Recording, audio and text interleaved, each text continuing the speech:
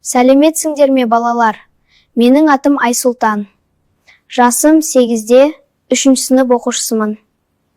Бұл менің алғашқы YouTube каналым. Қош келдіңіздер. Бұл каналда мен сіздермен ойындар, сурет салу, лего құрастыру және жасаған заттарымды, қызықты видеоларыммен не үйренгенімді, нені қалай жасау керектігін бөлісетін боламын, қызықты болса. Мысалы, қазір сіздердің алдарыңызда сөйлеп отырған. Ол менің жасанды интеллект аватарым. Немесе басқаша айтқанда, цифрлық көшірмем.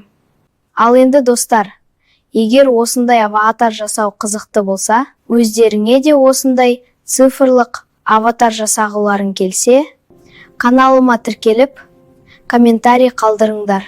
Егер комментарий көп болса, мен басынан аяғына дейін осындай цифрлық аватарды бір ғана фотомен тегін әрі жылдам қалай жасауға болатынын көрсетемін. Сау болыңдар, келесі кездескенше.